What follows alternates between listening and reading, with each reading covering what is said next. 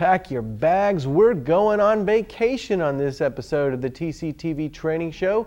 We're going to be bringing it to you from several different locations with the laptop editing system. We're entirely mobile. We're also going to have a video from the premiere of Yaya Media's My Life's Notice. We're going to learn about steam engines. We're going to learn all about plants from Thurston Conservation District. And we're going to learn a little bit about protecting wild salmon. All this and more on this episode of the TCTV Training Show. Coming up next. It's the TCTV Training Show. The TCTV Training Show. They're learning how to shoot and learning how to light, learning how to mic and edit right.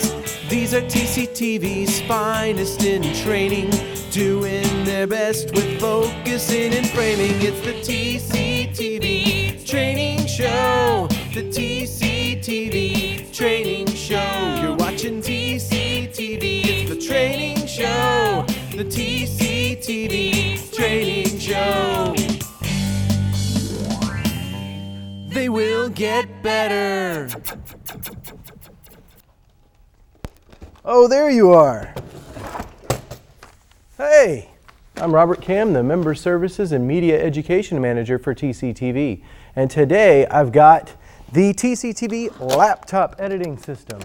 And today we're out here at beautiful Mount Rainier shooting the TCTV Training Show. And in this episode, I'm going to show you all of the cool places you can go and edit with the TCTV laptop. Now, if you do want to check out the TCTV laptop, you'll need to take the advanced editing class and go online at tctv.net or give us a call at 956-3100 to find out when that class is offered. You must have already gone through the digital field and editing class. And with that note, we're going to see some of the videos produced in the digital field and editing class on this episode of the TCTV Training Show. The TCTV Training Show comes on Thursday nights at 8 p.m. and Sundays at 3:30 p.m. only on TCTV Channel 22. I'm going to go ahead and set up this laptop editor, and while I do that, I want you to watch this video by Melody Estevez. Are you excited? I'm excited! Yay.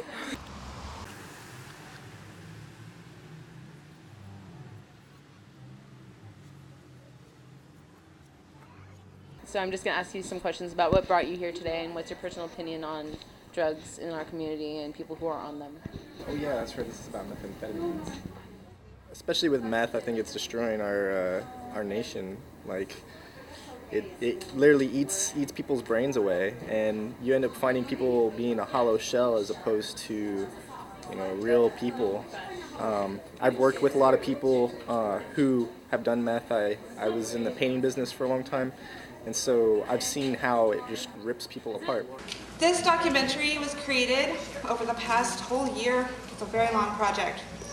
And these young people who made it, many of them have been impacted by meth in some way. They worked incredibly hard to put this video together. They did research, they did scripting, they did interviewing, editing, and endless meetings, which are really not much fun. I thank the youth who led this project from the bottom of my heart. They were incredibly dedicated, passionate, and really resilient. And I just can't say enough about how touched I am and honored to work with them. I thought it was a great idea. I mean, we were working with at-risk and homeless youth at the time, so what better thing to do than to do something that's going to matter to them, because that's the best way to get their involvement, is to focus on a subject that's very real to them. Oh, God. I think that this movie did a really fabulous job of making a drug addiction like meth more personalized. I think it did a fabulous job with saying, yes, although people are addicts and although people can be addicted to drugs, it doesn't mean that they're not people. It doesn't mean that they can't rise out of it. It doesn't mean that that's a label that they have to carry with them, and that's the lens that people have to see them through from day to day, that they can be re-inspired, they can be, in a sense, recreated, they can be found and embraced and brought up into the light, so to speak. And I think that it did a great job with that. I think that it did a wonderful job educating people of where meth came from and kind of the history of it. I think that I think that people need to know that those kinds of information, and I think that the testimonies that the young people had were very powerful, and I think anybody who sees this film is going to walk away with something, is going to be touched by something, they're going to remember something about that film. So yeah, super duper effective.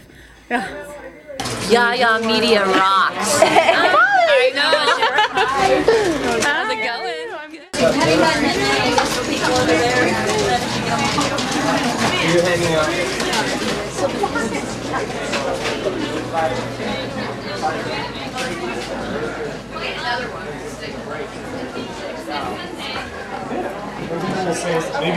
Hello, lovely volunteers. Thank you for coming.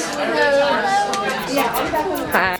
As you can see, now we are at the beach and showing you that you can edit anywhere you'd like to go with the TCTV laptop editor.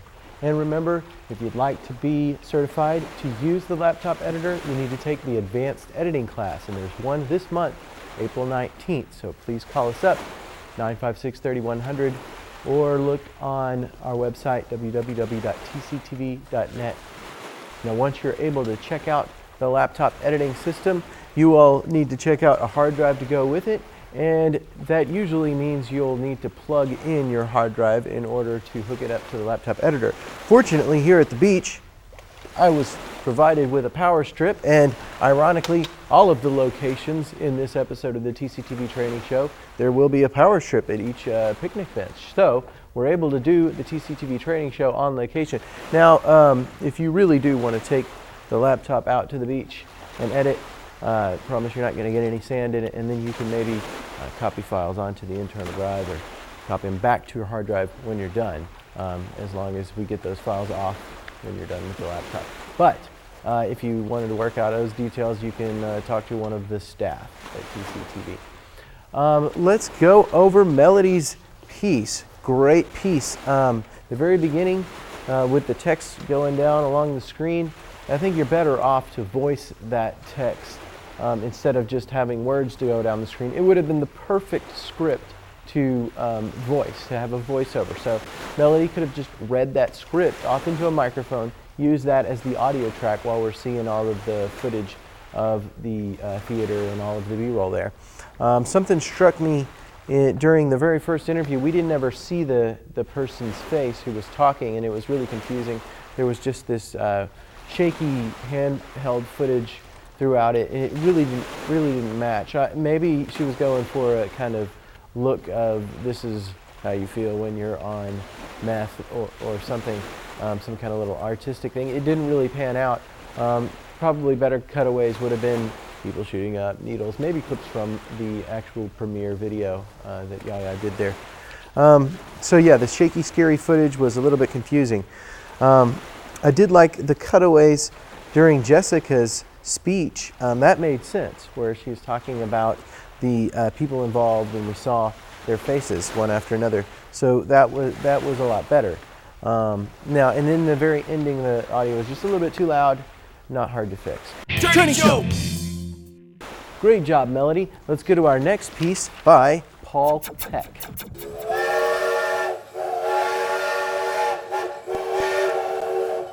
My name is Bob Peck. I've been interested in boats ever since I was a little kid, when I watched my father build a boat. We lived in North Dakota. Believe it or not, there was a lake big enough for a little boat. And I have built boats, big, small, all kinds of them, sailboats, powerboats, rowing boats, for a number of years. Recently, I got interested in steam engines and thought I'll build myself a steam engine, which I'll put in a boat and have a steam-powered boat. First of the kind for me. So I'm going to show you today what's involved in building a steam engine. This is a steam engine called Tiny Power. I built this steam engine from a collection of cast iron and bronze and aluminum parts. Steam engines operate from steam, of course. Steam goes in here through a valve chamber into a piston here, makes the engine go one way or the other. This lever is a forward reverse lever. It'll go in reverse this way, forward this way. That's the basic structure and nature of a steam engine. and they have considerable power for their size. A steam engine is what's called a reciprocating engine. We are taking back and forth motion and converting it into circular motion, and we do that by pushing down from the cylinder, from the shaft in the cylinder, onto a crank arm going around a crank on the end of the shaft. This is a counterweight, and this is the crank pin. You will notice this goes up and down, and this goes around and around. This part of the engine up here is called a crosshead. That's because you're crossing reciprocal motion with circular motion. That's how a steam engine, that's how the engine in your car works, as a matter of fact. But it's clear and visible in a steam engine. And the shaft, which is in the center, goes right through everything, and on the other end you can drive machinery with it. That's how it works, and here's what it looks like.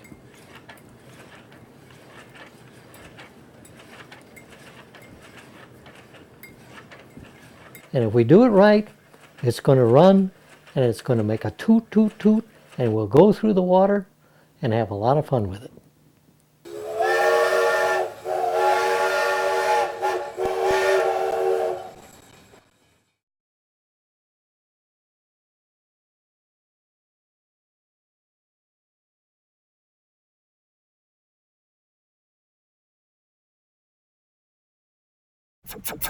Ah, yes, the forest. It's a great place to edit. We're here using the laptop editor this episode of the TCTV Training Show, and showing you that you can edit on the go. Paul, I really liked this piece. It was so well done. From the very beginning, the framing on the subject, it was perfect. The audio was great. The microphone he used was perfect. He used a lavalier microphone, and he had the levels just right. And the cutaways were beautiful. The close-ups, the clarity of the things that he had in focus, really clever sound effects to bring it in and bring us out again. That was really great, Paul. Hope to see more of your work here on TCTV. Let's go to our next video, Jenna Norman.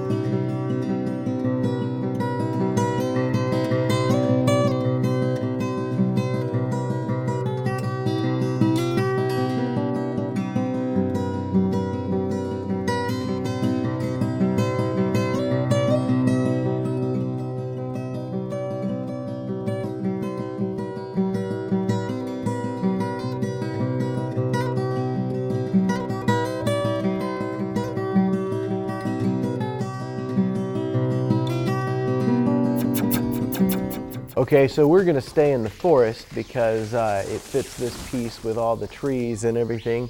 And so here we are, once again, editing with the laptop editor on location, doing the TCTV Training Show. Jenna Norman was the piece that we just saw. Very nice looking title. Jenna used live type to do those little plant letters and stuff. Really cool. And this piece was very educational. I'm sure everybody thought it was very interesting to find out what the names of those trees are. And the only thing is that the CG, the words down at the bottom of the screen there, it was a little hard to read. White text with other things that are kind of lightly colored in the background is often hard to see. A good tip for Jenna is to give that text a drop shadow, which would look like this. And another option is to lay out a bar behind it. There's also there's an option on the text where you can turn a background on, and this is another option. You can control the opacity there. So there's a lot of other options for you. They do take a little bit of extra time. Probably the easiest is the drop shadow, just to put drop shadow on those letters. And that makes it a little bit easier to read. So, beautiful music. I saw that this was original music for this segment, and it was really nice and fitting.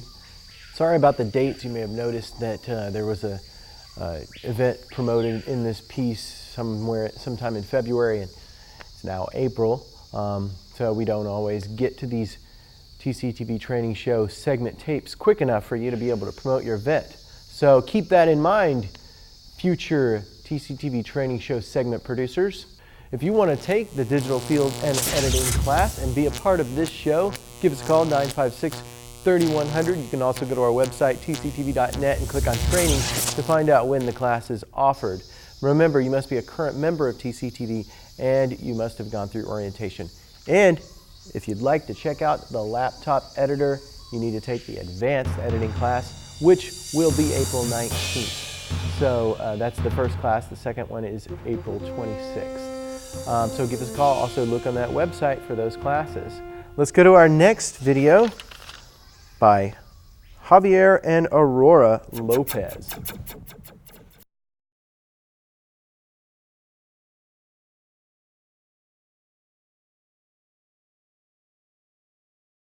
The salmon are going to be, the quantity is going, is where you have the trouble and where they diminish sometimes.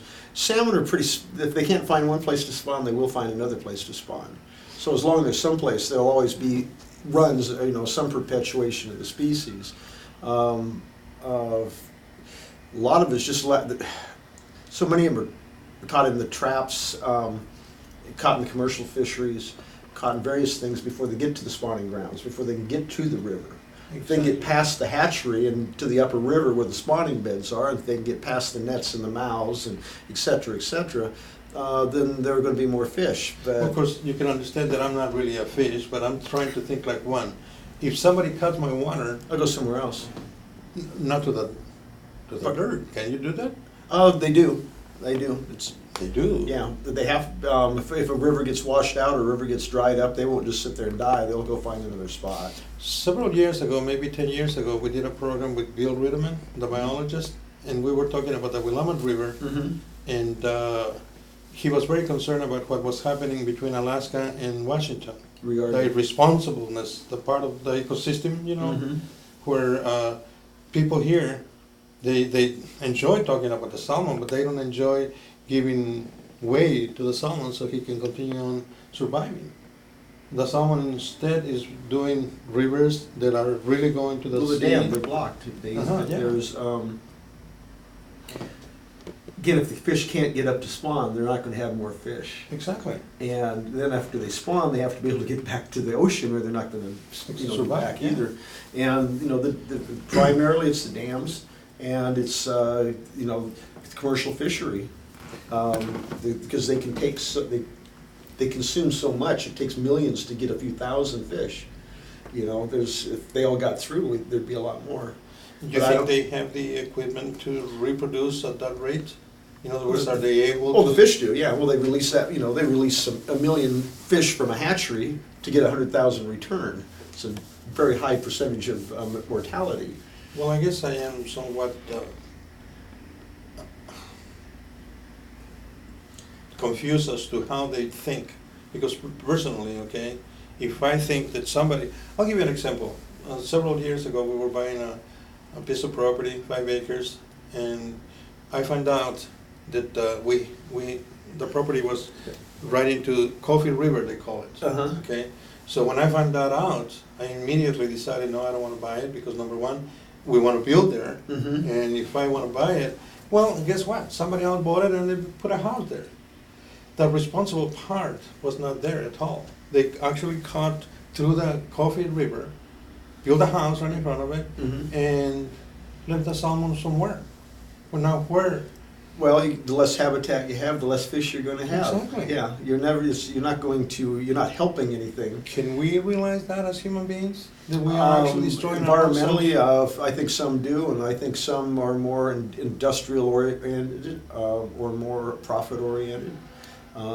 And while some are more ecologically oriented. And there's different people for different, how to control that, I don't know. The laws are somewhat burdensome. You feel that we have done enough so far to No, it's getting promote? worse. It's getting worse.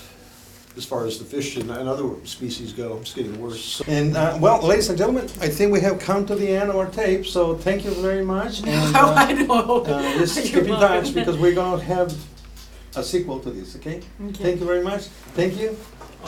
With the other hand. No problem. Thank you very much. Thank you. Javier Lopez with Reflections with Javier. Thank you.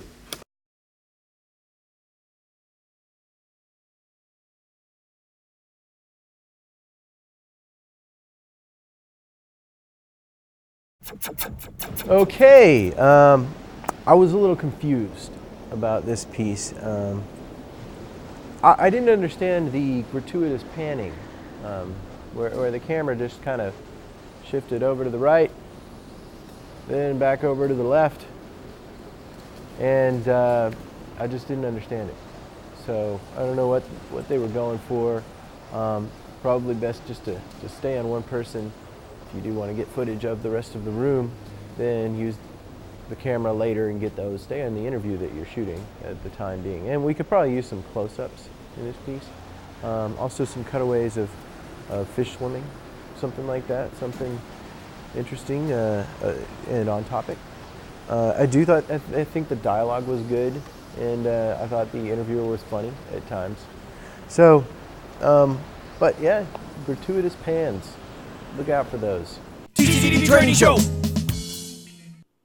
Well, that's it for this episode of the TCTV Training Show. And if you just can't get enough of the TCTV Training Show, please tune in to the TCTV Training Show Marathon, April 24th, 6 a.m. until after midnight. We're going to get through all the episodes of the TCTV Training Show. We're starting at 6 p.m. So tune in and set those DVRs. So, I will see you next month, and I also want to invite you to the TCTV Spring Fling Open House and Telethon. We're having the doors open April 27th from 2 to 7 p.m. We're also going to be broadcasting or cable casting live on channels 3, 22, and 26. So you tune in to any of the TCTV channels on Sunday, April 27th from 2 to 7 and watch us live. So I will see you next time on the TCTV Training Show. And remember, if you'd like to sign up for the digital field and editing class, give us a call, 956-3100. You can also go to our website, tctv.net, and click on training to find out when it's offered. You can always catch the TCTV Training Show on Thursdays at 8 p.m. and on Sundays at 3:30 p.m. only on TCTV Channel 22. I'm Robert Cam, and I'll see you next time. It's the TCTV Training Show. The TCTV Training Show. They're learning how to shoot and learning how to light, learning how to mic and edit right. These are TCTV's finest in training, doing their best with focusing and framing. It's the TCTV Training Show. The TCTV Training Show. You're watching TCTV. It's the Training Show. The TCTV Training Show. get better.